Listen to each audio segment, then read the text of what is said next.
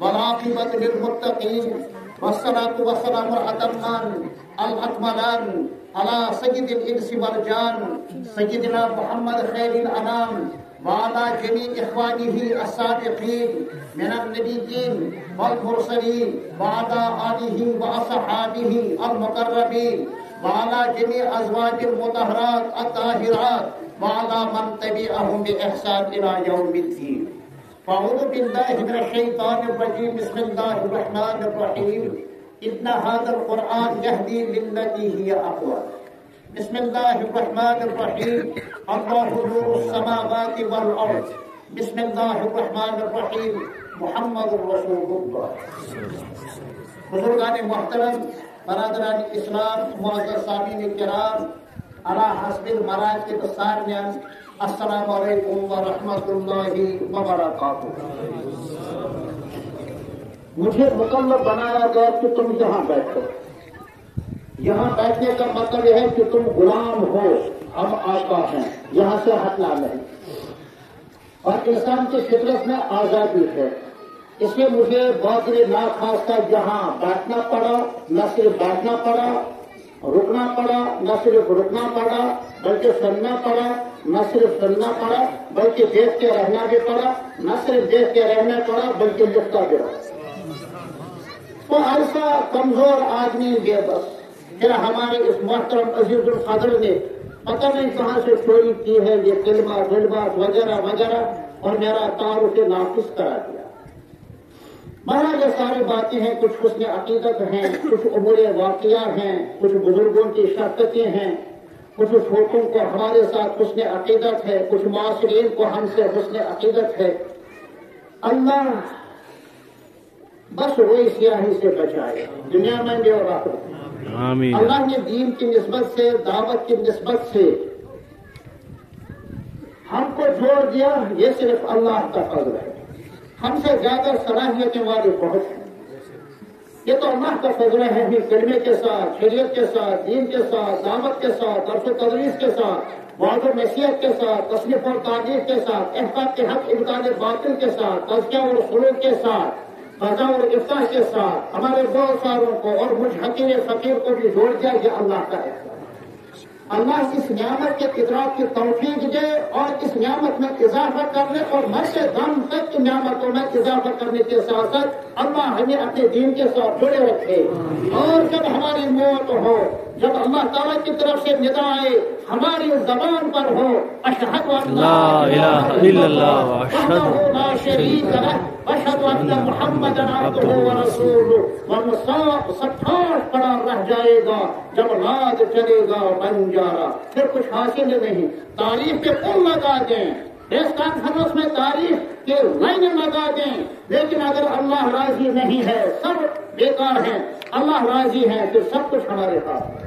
اللہ اپنی مرضیات کے مطابق زندگی گزارنے کی توفیق عطا فرمائے۔ یا اللہ تیری بارگاہ میں تیری وحدانیت کو، یا اللہ تیری بارگاہیت میں تیری الوہیت کو، یا اللہ تیری بارگاہیت میں تمہاری یکتا پن کو وسیلے میں لاتے ہیں، ہماری اس دعا کو قبول فرما۔ آمین یا رب العالمین۔ ہم محتاج ہیں، ضرورت مند ہیں، نیاز مند ہیں، سفید پوش ہیں، مزدور پیشہ ہیں، گناہوں سے بھرے ہوئے ہیں۔ صبح ہوئی تو یہ ضروری نہیں شام بھی ہو جائے، شام ہوئی یہ کوئی ضروری نہیں صبح بھی ہو جائے۔ غافل موت کو غافل سمجھتے ہیں، اختتام زندگی ہے یہ شام زندگی، صبح دوام زندگی۔ لہذا یہ معلوم نہیں کب اللہ تعالیٰ کی طرف سے بلاوا آ جائے گا۔ ہر ایک کو اپنے وقت پر، ہر ایک کو اپنے وقت پر اس دنیا کو چھوڑ کر جانا ہے، چاہے وہ راضی ہو اس پر یا راضی نہ ہو۔ یا اللہ ہمارا حسن خاتمہ فرما، آمین۔ حال میں ہمیں دنیا سے اٹھا دے کہ تو ہم سے راضی اور ہم تمہاری ملاقات پر راضی، اپنی رضامندی نصیب کر ہم کو، ہمارے اہل عیال کو، ہمارے متقین کو اور تمام اہل اسلام کو۔ یا اللہ قبول فرما۔ آپ کی بارگاہ میں نبی اکرم صلی اللہ علیہ وسلم کو وسیلے کے طور پر پیش کرتا ہوں، وسیلے کے طور پر پیش کرتے ہیں، آمین یا رب العالمین۔ مجموعی طور پر جو بیانات ہوئے ہیں، میرا ارادہ تھا ہر بیان پر اپنا کچھ تجزیہ پیش کروں، یہی وجہ ہے میں نے کچھ عربی میں، کچھ اردو میں، کچھ نقطے لکھے ہیں پھر میں نے سوچا اگر میں ان سبوں پر تجزیہ کر لوں، یعنی اب تک کیا پڑھا گیا، اب تک کیا سنا گیا، اب تک کیا سنایا گیا، کس بزرگ عالم نے، کس مفتی صاحب نے، کس حافظ صاحب نے، کس نائب خان نے کیا کچھ کہا، یہ سب کا خلاصہ میں پیش کر لوں تو مجھے لگا تقریباً 2 گھنٹے لگ جائے۔ میں نے کہا نہیں، وقت کی تنگی کی تلوار سر پر کھڑی ہے، جانے کو سب تیار ہیں، میں بھی مسافر راہ ہوں، مجھے تو جانا ہی ہے، آپ تو جہاں نزدیک ہے مجھے بہت دور جانا ہے۔ اس میں میں نے سوچا اس حوالے سے بات نہیں کر، اللہ کی طرف سے اگر شامل حال ہوئی، کچھ وقت ملا تو میں انشاءاللہ اس پورے جلسے کی کارروائی کو بصورت تحریر پیش کروں، یہ اپنی طرف سے کہتا ہوں، اور اس میں جو کچھ کہا گیا اس کو اختصار کے ساتھ اور اس پورے جلسے کی انشاءاللہ تحریری طور پر میں انشاءاللہ مرتب کر لوں، پھر انشاءاللہ واٹس ایپ پر اس کو انشاءاللہ شیئر کرتا ہوں، اور انشاءاللہ یہ باتیں آپ تک پہنچیں گی، اور جن کے پاس میرا نمبر ہے ان سے آپ نمبر بھی وصول کر سکتے ہیں، انشاءاللہ یہ سب آپ تک پہنچے۔ تو یہ بیٹھتے بیٹھتے سوچتے سوچتے کیونکہ یہی پابند سلاسل تھا، ہٹ نہیں پایا، صرف ہٹ پایا وضو کا تقاضا تھا، جانا ضرور ہے، سفر طویل ہے، میں نے سوچا کہ فراغت کر لوں، بس وہ تھوڑا سا وقت مجھے ملا، مولانا مفتی اشرف صاحب کی مہربانی ہے، مجھے جانے کی اجازت ہے، تو باہر میں ہو کر آیا۔ دراصل پورے جلسے میں 3 چیزیں آئی، ایک ہے اللہ، کہو اللہ جل جلالہ، اور ایک ہے محمد عربی صلی اللہ علیہ وسلم، ایک ہے قرآن کریم زادہ اللہ تعالی شرافۃ و کرامۃ و حیبۃ۔ اور پورے دینی جلسوں میں اور دعوتی مجالس میں، خانقاہی لائن میں یہی 3 چیزیں محور ہیں، مرکز ہیں، سینٹرل پوائنٹ ہے، یہ تینوں چیزیں۔ میں چاہتا ہوں اس حوالے سے چند طالب علمانہ گزارشات آپ کی خدمت میں پیش کروں۔ ہمارے اس دوست نے چند تعارفی کلمات کہے، اللہ حسن خاتمہ فرمائے، کسی کی تعریف کرنے سے آدمی خوش نہ ہو، بہت تعلق مسئلہ ہے۔ خوشی کی بات وہی ہے جب اللہ ہم سے راضی ہو اور مرتے وقت ایمان نصیب ہو، سب سے زیادہ خوشی کی بات یہ ہے۔ بس اوقات یہ مناسب بھی نہیں ہے، اور بس اوقات مناسب بھی ہے۔ مناسب اس بنا پر نہیں ہے کہ جس کی تعریف کی جائے کہیں اس کے مزاج میں انانیت اور تکبر نہ آ جائے۔ اللہ تیری پناہ سے تو بہت خطرناک چیز ہے، بہت خطرناک چیز۔ اور دوسرا پہلو اس کا بڑا حسین ہے۔ حسین پہلو کیا ہے؟ ہمارے حضرت حکیم الاسلام قاری محمد طیب صاحب رحمۃ اللہ علیہ رحمۃ واسعہ، وہ سپاس نامے بہت غور سے سنتے تھے۔ کئی ایک مجالس میں رہا ہوں، حضرت قاری صاحب کو زندگی کے آخری دور میں دیکھا ہے، دارالعلوم دیوبند کا طالب علم تھا، ان دنوں دیکھا ہے۔ اسی مجلس سے میں آپ کی خدمت میں سپاس نامہ پیش کیا جاتا تھا، کیونکہ میں طالب علم ہوں، میں یہ دیکھتا تھا اور سوچتا تھا اس کا رد عمل کیا ہے۔ تو حضرت قاری صاحب کو میں نے دیکھا، آپ کی نشست یوں ہوا کرتی تھی، یوں ہوا کرتی، چہرے پر نہ کوئی خوشی ہے نہ کوئی غم پرسکون۔ پھر کسی نے پوچھا بھی کہ حضرت یہ سپاس نامے آپ کے دولت خانے میں لگے ہوئے ہیں، یہ کیوں ہے؟ فرمایا بہت سارے لوگوں نے حسن عقیدت کی بنا پر میرے بارے میں یہ باتیں کہی ہیں، جب اللہ کی بارگاہ میں حاضری ہو تو ان تمام سپاس ناموں کو میں اللہ کی بارگاہ میں پیش کروں، یا اللہ تیرے نیکوکار بندوں نے میرے حق میں یہ بات کہی ہے، اس کی وجہ سے میری مغفرت فرما۔ دیکھیے کہاں پہنچے۔ بہرحال دونوں چیزیں ہیں، اگر نفس میں تکبر آ جائے پھر تو خطرناک ہے، اور آئے گا تو اس کا علاج بھی صاحب شریعت نے ہمیں بتلا دیا ہے، وہ چاہے کثرت کے ساتھ سلام میں ابتدا کرے، اور دوسری چیز دسترخوان پر جو ٹکڑے پڑے ہوئے ہوں کبھی کبھی ان کو کھا لینا، اس کی وجہ سے مزاج میں نرمی اور اس کی وجہ سے مزاج میں سلامتی آئے گی۔ سلام کو کثرت کے ساتھ کرو، چھوٹا ہو یا بڑا ہو، پیر زیادہ ہو یا میر زیادہ ہو، کوئی بھی ہو، ادھر سے یہ سلام میں سبقت کرنا، اس کی وجہ سے اللہ تعالیٰ تکبر جیسی لعنت سے، تکبر جیسی کبیر حرکت اور عادت سے اللہ محفوظ کرنا ہے۔ اللہ ہم سبوں کی حفاظت ہے۔ یہ بڑا نازک مسئلہ ہے، اور یہ کھانا چننا، یعنی دسترخوان پر پڑے ہوئے یہ چند دانے چننا، اس کے بارے میں اہل تجربہ نے، اہل کشف نے بتلایا ہے، 2 چیزیں دو نعمتیں اس شخص کو ملتی ہیں. ایک یہ کہ اس کے مزاج میں نرمی آتی ہے. دوسرا یہ کہ اللہ تعالیٰ نے اگر قسمت میں اولاد لکھی ہے تو اللہ اس شخص کو اولاد صالحہ عطا فرماتے. اللہ ہم سبوں کو اولاد صالحہ عطا فرمائے. ارے بھائی جس کی شادی نہیں کی وہ آمین کیا کرے گا؟ پہلے شادی تو کر لو. اللہ تم والوں کے لیے مناسب شادی کا نظام کرنا. اور جو اولاد سے محروم ہے یا اللہ اس مقدس مجلس کی نسبت سے ان کو صاحب اولاد بنا دے.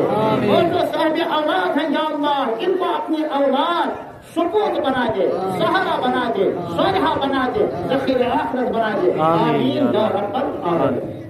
شریعت کے ہر حکم میں بہت ساری مصلحت ہیں. عقل حیران اور دشمن پریشان. میرے ذہن میں بہت ساری جزیات بھی ہیں اس وقت, کچھ سائنس کے حوالے سے, کچھ مشاہدات کے حوالے سے, کچھ تجربات کے حوالے سے, کچھ تھوڑا بہت مطالعے کے حوالے سے بہت ساری جزیات ہیں کہ اسلام کے ہر حکم میں اللہ نے بے پناہ حکمتیں رکھی ہیں. اب چند چیزیں میں گنواتا ہوں آپ کے ساتھ. ایک واقعہ ہے جو میرے ساتھ پیش آیا. جس پرابلم میں مبتلا تھا, ڈاکٹر صاحب کہہ رہے تھے مسلسل بیڈ ریسٹ کرنا. میں 6 مہینے تک بیڈ ریسٹ کر رہا ہوں. اللہ کا احسان ہے, یہ تو اللہ کا احسان ہے. اس سے زیادہ تکلیف بھی اللہ پہنچا سکتے تھے لیکن اس سے بڑھ کر کوئی تکلیف نہیں پہنچائی. میں تو بالکل معذور تھا. اللہ تعالیٰ نے نئی زندگی عطا کی. دیکھیں اس حوالے سے ہمارے بڑوں کے 3 طریقے ہیں. تکلیف ہو تو خاموشی کے ساتھ علاج, پرہیز اور دوا کر لو. حضرت نانوتوی رحمہ اللہ کا یہی مزاج تھا.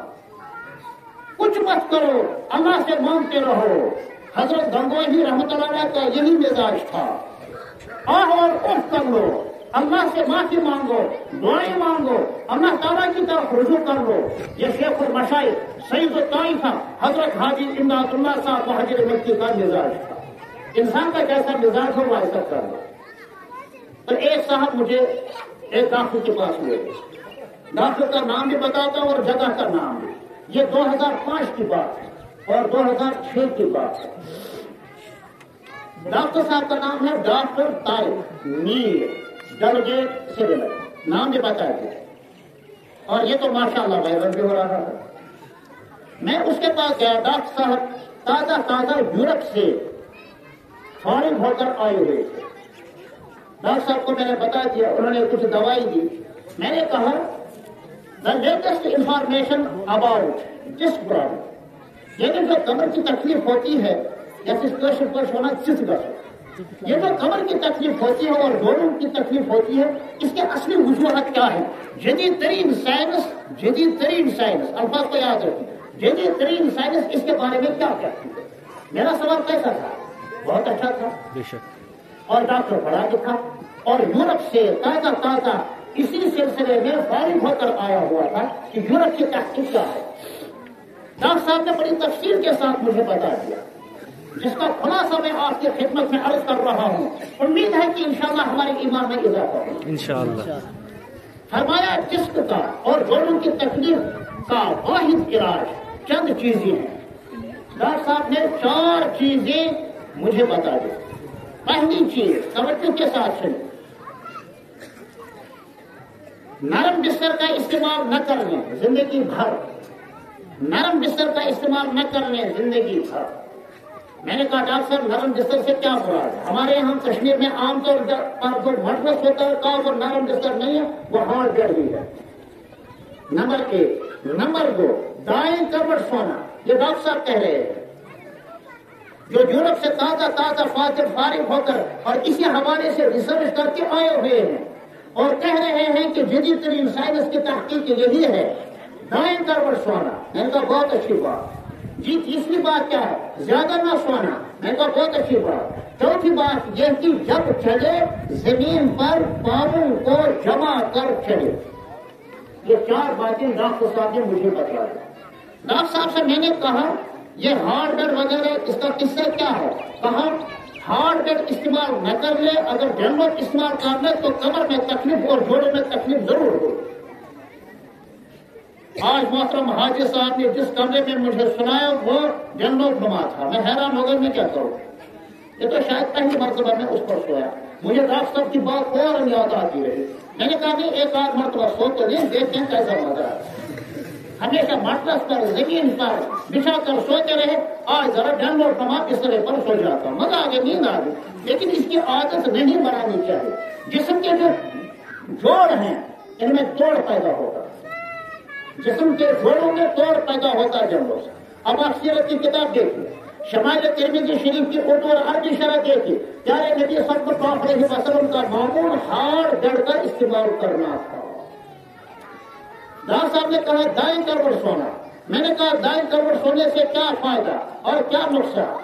کہا فائدہ ہی فائدہ ہے، نقصان کچھ نہیں ہے۔ جو ہارٹ پیشنٹ ہیں ان کے لیے بائیں کروڑ سونا خطرناک ہے، ان کے لیے بہت مفید ہے دائیں کروڑ سونا۔ وجہ یہ ہے کہ ہارٹ ہینگ ہو جاتا ہے، اس پر دباؤ نہیں پڑتا ہے، یا اپنا سسٹم اچھی طریقے سے اعتدال کے ساتھ رکھتا ہے۔ مہاراج اس نے اس کے فضائل سنائے تو مجھے فوراً ذہن میں آیا کہ حضور صلی اللہ علیہ وسلم کی ساری زندگی یہ عادت رہی ہے دائیں کروٹ لیٹا کرتے تھے۔ پھر فرمایا کہ زیادہ نہیں سونا۔ اب میں اپنی جگہ پر سوچ رہا تھا یہ شاید تبلیغ والوں کے ساتھ چندہ دے کر آیا ہے، یہ ڈاکٹر صاحب نہیں ہے، یہ اللہ والوں کے ساتھ چندہ دے کر آیا ہے۔ میں نے کہا ڈاکٹر صاحب کیا یہ شاید نظاموں کی تحقیق ہے اور جدید ترین تحقیق ہے؟ کہا ہاں وہی تو کہہ رہا ہوں۔ کیشن پر کہتا ہے دوسرا کہتے وہاں ترجمہ نہیں کر مگر کیشن نہ صرف پر بھول چکے تو اس واہ کر صرف پر بھول چکے میں تو نہ یارا برا خوش نہیں کون زمین کی کم سے کم آپ شخص اس کیشن پر نہ شریف کو کس کر نہیں کس فکر اتن کے اس ورا ایسے کیشن فکر کرن کی 12 چوتھی بات کہ زمین پر جب چلے تو پاؤں کو زمین پر جمع کر چلے۔ میں نے کہا اس کی تفصیل چاہے، کہا وہ ہیلدار والا جھوٹا نہ ہو۔ ہماری یہ بیٹیاں، ہماری یہ مائیں، ہماری یہ بہنیں جو ہیلدار جھوٹا پہنتی ہے سینڈل فلان سے، میں کہا اس سے کیا ہوتا ہے؟ کہا ایک تو یہ ہائیلی نہیں ہوا، جو باڈی اسٹرکچر نیچرل ہے اس کے خلاف ہے، توازن برقرار نہیں رہتا ہے۔ ڈاکٹر صاحب نے اچھی بات کہی۔ اور دوسری بات یہ اس کی وجہ سے کمر پر غیر ضروری دباؤ پڑتا ہے، اور جب کمر پر غیر ضروری دباؤ پڑے تو گھٹنوں میں بھی دباؤ محسوس ہوتا ہے۔ اور چوتھی بات انہوں نے کہی جو عورتیں یہ سینڈل نما استعمال کرتے رہیں گی تو ان کو ایک خاص تکلیف ہوتی ہے جس کو نکولیا کہتے ہیں، اور نکولیا کی وجہ سے اس عورت کی جوانی ختم ہو جاتی ہے، اس کا حسن ختم ہو جاتا ہے۔ میری بیٹیوں، میری بہنوں، تو اس کی وجہ سے یہ پریشانیاں ان کو ہوتی ہیں۔ ہم نے سیرت کی کتابوں میں شمائل ترمذی میں پڑھا ہے کہ حضور صلی اللہ علیہ وسلم کے چلنے کا انداز ایسا ہی تھا کأنہ ينحط من سبب، جس طریقے سے کوئی شخص پہاڑ سے نیچے اترتا ہے تو جھکا ہوا ہوتا ہے اور یہ زمین کے ساتھ جڑے ہوئے ہوتے تھے، یہ حضور صلی اللہ علیہ وسلم کے چلنے کا انداز تھا۔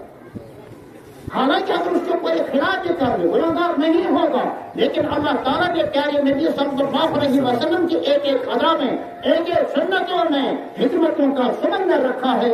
یہ میں نے صرف 4 چیزیں آپ کی خدمت میں پیش کی۔ یہ تبلیغ والے کہہ رہے ہیں پتہ نہیں آج انہوں نے نصاب بڑھایا یا گھٹایا، 6 گھنٹے سونا یا 8 گھنٹے سونا، پتہ نہیں آج تک کیا کتنا ہے وہ بتاتے ہیں۔ یہ جو کم سونا ہے، زیادہ نہیں کم سونا ہے، اب نوجوان ہے 8 گھنٹے اس کے لیے چاہیے، بڑے میاں ہیں 6 گھنٹے اس کے لیے ضروری ہیں۔ اتنی مقدار میں سونا یہ انسان کی صحت یابی کے لیے بہت ضروری ہے، بہت ضروری ہے اور بہت ضروری۔ زیادہ سوئے تو ہوتا کیا ہے، یہ جو جوڑ ہے ان میں توڑ پیدا ہوتا اور کمر کی تکلیف ہوتی ہے۔ یہ جو یمشاسن کم پرزے، جو اس میں کم پرزے ہوتے ہیں وہ متاثر ہوتے ہیں زیادہ سونے سے۔ اور ماہرین نفسیات میں سائیکالوجی والوں نے ایک نقطہ لکھا ہے کہ جو آرڈنری ایکسٹرا انٹیلیجنٹ ہوتا ہے، غیر معمولی ذہین ہوتا ہے، وہ کم سوتا ہے۔ غیر معمولی ذہین اور عقل مند ہوتا ہے، کھانے کی مقدار کم ہوتی ہے، سونے کی مقدار کم ہوتی ہے۔ یہ فطرت کا نظام ہے۔ اور اس کائنات کے سب سے زیادہ ذہین ترین، اس کائنات کے سب سے زیادہ عقل مند، اس کائنات کے سب سے زیادہ صحت مند انسان نبی اکرم صلی اللہ علیہ وسلم تھے۔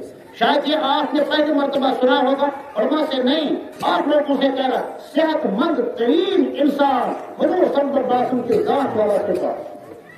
اب اس کی تفصیل میں جاؤ تھوڑا سا دور ہو جائے گا۔ بہرحال اسلام نے جو احکامات ہمیں بتلا دیے ہیں اس میں بڑی حکمت ہے۔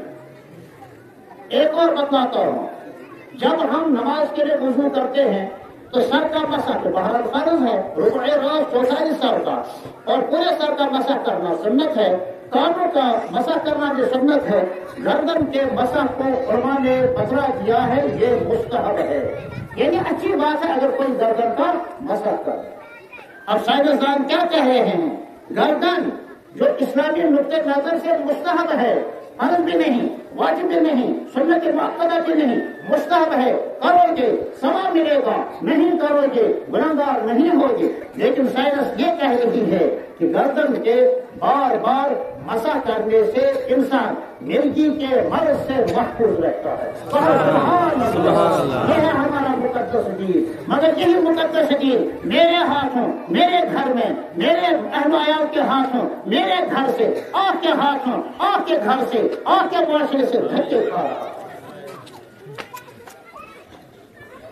یہ کیا ہے؟ مسواک، اللہ والے مسواک، پیروں کا مسواک۔ جب یہ تازہ ہوتا ہے تو دیکھیے کیسا تیتا پن اس میں ہوتا ہے جیسا مرچ۔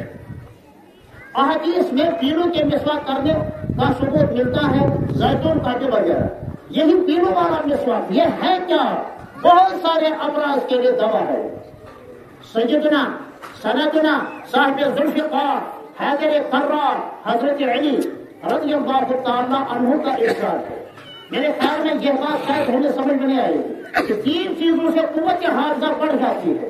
نمبر 1 کثرت کے ساتھ تلاوت کلام پاک کرنے سے، نمبر 2 روزہ رکھنے سے، اور نمبر 3 مسواک کرنے سے۔ سائنس نے ثابت کر دیا ہے یہ جو مسواک ہے اس کی وجہ سے ENT ایئر، M نوز اور T نہیں کیا کہتے ہیں ENT تھروٹ، 3 اعضاء پر مسواک کرنے کی وجہ سے عمدہ اور اچھے اثرات بڑھتے اور انسان کا قوت حافظہ بڑھ جاتا ہے۔ بتائیے، ایک ڈاکٹر صاحب نے مجھے بتایا سری نگر ڈاؤن ٹاؤن گانا بازار، وہ نہ صرف سائنسدان، وہ صرف نہ ڈاکٹر تھے بلکہ وہ سائنٹسٹ بھی تھے۔ یہ تقریباً 20-25 سال پہلے کی بات ہے، اب زندہ تو نہیں ہوں۔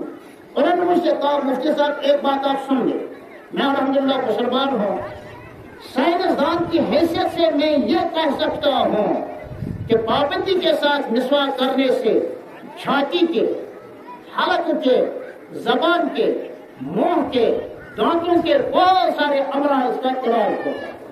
صلی اللہ علیہ وسلم یہ ساری دین ہے محمد عربی صلی اللہ علیہ وآلہ وسلم۔ یہ تو طالب علمانہ گزارشات کا ایک پہلو ہے۔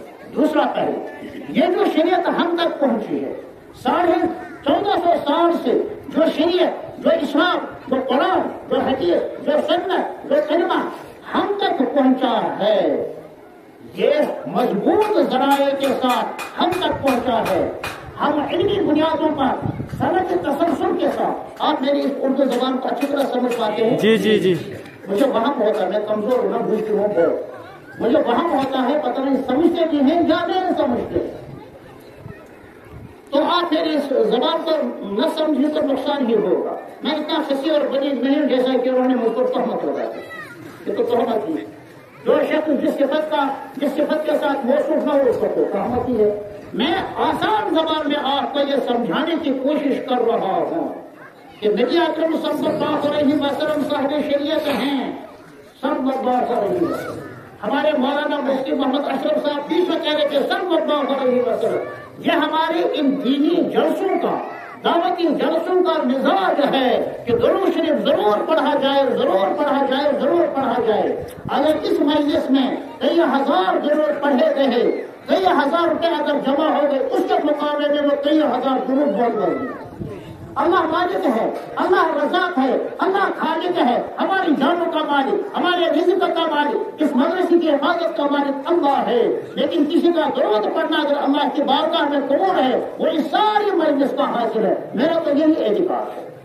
حدیث میں آیا ہے وَإِذَا مَنْ أَدْرَكَ ذُكِرَ عِنْدَهُ فَلَمْ يُصَلِّ عَلَيْهِ وفي روایت مودا من ذکر عنده فلم يصلي عليه. ہلاک ہو وہ شخص، برباد ہو وہ شخص، ہر خیر سے محروم ہو وہ شخص جس کے سامنے میرا نام لیا جائے پھر بھی وہ صلی اللہ علیہ وسلم پڑھے. اس لیے ان مجالس میں صلی اللہ علیہ وسلم ضرور پڑھا کریں. درود شریف ہمارے سروں کا تاج، درود شریف ہمارے آنکھوں کے لیے سرمۂ در نظر، درود شریف ہمارے دلوں کا اطمینان، درود شریف ہمارا مائے سرمائے نجات ہے، درود شریف بہت کچھ ہے. درود خانوں کی موت انشاءاللہ یقینی طور پر ایمان پر ہوگی، یقیناً طور پر ایمان پر ہوگی. درود تو بہت بڑی نعمت ہے. ہمارے شیخ کامل حضرت شیخ مولانا زکریا صاحب رحمہ اللہ نے فضائل درود شریف جیسی کتاب لکھی ہے. عقل حیران ہے اور مخالفین پریشان ہیں کہ درود شریف کے فضائل کتنے ہیں، درود شریف کے آداب کتنے ہیں، درود شریف کا مقام کیا ہے. لہٰذا ہماری کوئی مجلس صلی اللہ علیہ وسلم کے نغمہ سرائی سے محروم نہ ہو. میں کہا کرتا ہوں ادنا طالب علم ہونے کے ناطے سے وہ کان بہرے ہوں جن کانوں میں درود کی نغمہ سرائی نہ ہو، وہ زبانیں گم ہو جائیں جس زبان سے درود شریف کے کلمات ادا نہ ہوں، وہ قلم کی وہ نب ٹوٹ جائے. اللہ کرے جس قلم کی نب سے صلی اللہ علیہ وسلم نہ لکھا جائے. یہ ہمارا اعتقاد ہے. ہم اہل دیوبند ہے، علماء کرام اور دیوبند کے اساتذہ کرام نے ہمیں یہی سبق دیا ہے. وہ امانت ہے، آپ تک پہنچاتے ہیں تقریر کی صورت میں، آپ تک پہنچاتے ہیں تصنیف کی صورت میں، آپ تک پہنچاتے ہیں دعوت کی صورت میں، آپ تک پہنچاتے ہیں افتاح اور قضا کی صورت میں. بہرحال صاحب شریعت بھی ہیں اور شریعت یہ دونوں کے دونوں محفوظ ہیں اور مسلسل سند ان کے ساتھ شریعت بھی ہم تک مسلسل سند ان کے ساتھ یہ شریعت ہم تک پہنچے. دنیا کا وہ واحد دین ہے جو عالمی ہے، جو آفاقی ہے، جو ہمیں کہتی ہے ولادت سے لے کر موت تک، جاننے سے لے کر سونے کے وقت تک، ستری سے لے کر منتری تک زندگی کے تمام مراحل میں اس دین نے ہمارے لیے راہبری اور رہنمائی کا سامان مکمل تیار کر کے رکھا. بچہ پیدا ہو شریعت کے احکام، اس کا انتقال ہو گیا شریعت کے احکام، لیکن ہم ولادت اور وفات کے درمیان اس دین کو بھول جاتے ہیں. اسی کا صدمہ ہے. مجھے خود اپنے ذات سے اس کی شکایت ہے، اپنے متعلقین سے شکایت ہے اور آپ حضرات سے بھی اس کی شکایت ہے. ولادت میں ہم نے دین کو یاد رکھا، موت کے وقت بھی ہم نے دین کو یاد رکھا. موت اور ولادت کے درمیان ہم اس دین کو شعوری زندگی میں، عملی زندگی میں، بیداری کی حالت میں کیوں بھول جاتے ہیں؟ دینی مدارس کا یہ جلسہ دراصل یہی سبق سناتے ہیں. ماشاءاللہ ہمارے نوجوان فضلا آئے اور ماشاءاللہ ایک سے بڑھ کر ایک انہوں نے آہ جگر کو آپ کے سامنے رکھا، دل کے درد کو آپ کے سامنے رکھا، اپنے انداز سے ماشاءاللہ باتیں کی. نعت خان آ گئے ماشاءاللہ، عشق اور وفا کے تاریخ مرتب کی. مترجمین نے ماشاءاللہ دنیا کی ساری کائنات کے قرآن میں ملا کے یہ اللہ کا بڑا احسان ہے. لیکن اس کان سے سنی اور اس کان سے نکال دے پھر اس جلسے کا کوئی فائدہ نہیں. کیا معلوم اس وقت ہم مل بیٹھے ہوئے ہیں پھر ملاقات ہوگی یا نہیں ہوگی. بہرحال میری تقریر کا دوسرا پہلو یہ دین ہم تک سندی تسلسل کے ساتھ پہنچا. سندی تسلسل کا مطلب کیا ہے؟ بہت ہی اختصار کے ساتھ آپ کو بتلاتا ہوں، اس لیے کہ وقت کی دامانی کی تلوار سر پر کھڑی ہے. اس کی تو میں اس حوالے سے میں بہت ڈرتا ہوں، میں مونج اٹھا رہا ہوں نا. اس میں وقت کی نزاکت کو پیش نظر رکھتے ہوئے اس وقت اس طویل موضوع کو اختصار کے ساتھ سمجھاتا ہوں. میں نے حضرت مولانا مفتی سعید احمد صاحب پالنپوری رحمہ اللہ سے بخاری شریف پڑھی ہے. انہوں نے حضرت مولانا سید فخر الحسن صاحب سے اور علامہ بلیانی صاحب سے پڑھی ہے. انہوں نے حضرت شیخ الہند سے، حضرت شیخ الہند نے حضرت نانوتی سے، حضرت نانوتی نے حضرت مولانا یعقوب صاحب سے، حضرت یعقوب صاحب نے حضرت مولانا اسحاق صاحب سے، حضرت مولانا اسحاق صاحب محدث دہلوی نے حضرت شاہ عبدالعزیز صاحب سے، اور حضرت مولانا شاہ عبدالعزیز صاحب نے حضرت شاہ ولی اللہ محدث دہلوی سے بخاری شریف پڑھی.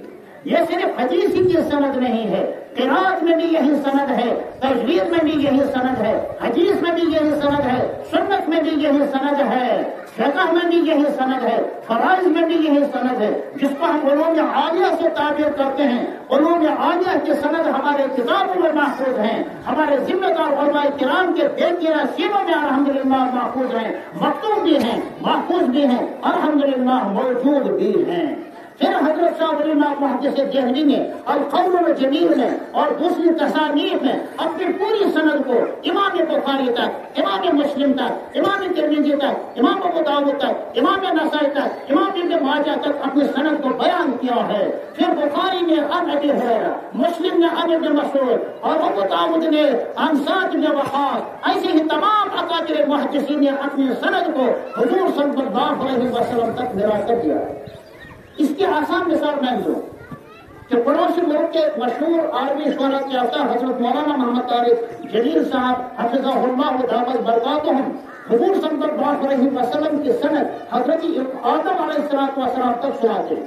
وہ 85 وہ سندیں ہیں، اگرچہ سیرت ہشام میں اس کے حوالے اور ہمارے بہت سارے اکابر علماء کرام نے کہا ہے ساری سندیں صحیح اور مضبوط نہیں ہے، مگر بہرحال 85 نسلیں انہوں نے زبانیں سناتی ہیں اور ہمارے کچھ طالبوں کو وہ زبان یاد بھی ہے۔ تو جس طریقے سے وہ سناتے ہیں مکمل، اسی طریقے سے قرآن بھی سند تسلسل کے ساتھ، تجوید اور قرات بھی سند تسلسل کے ساتھ، اس کا ترجمہ اور اس کی تفسیر بھی سند تسلسل کے ساتھ، حدیث پاک بھی اسی طرح، سنت بھی اسی طرح، فقہ بھی اسی طرح، اصول فقہ بھی اسی طرح، اور علم فرائض، علم میراث بھی ہم تک سندوں کے ساتھ ہم تک پہنچا ہوا۔ یہ صرف اسلام کی خصوصیت ہے، کسی اور مذہب کی خصوصیت نہیں۔ اب اس سلسلے میں ایک واقعہ سناتا ہوں، اور واقعہ بہت ہی معتبر ہے۔ اللہ مجھے کم سے کم وقت میں زیادہ سے زیادہ عمدہ بات کہنے کی توفیق عطا فرمائے، اور آپ کو سمجھنے کی اور یاد کرنے کی بھی توفیق عطا فرمائے۔ اس سلسلے میں آواز آمین کی کمی آ گئی، ماشاء اللہ، اب پوری قوت کے ساتھ آواز آ گئی۔ ہمارے بزرگ ہیں حضرت مولانا شاہ احمد محدث دہلوی رحمۃ اللہ علیہ،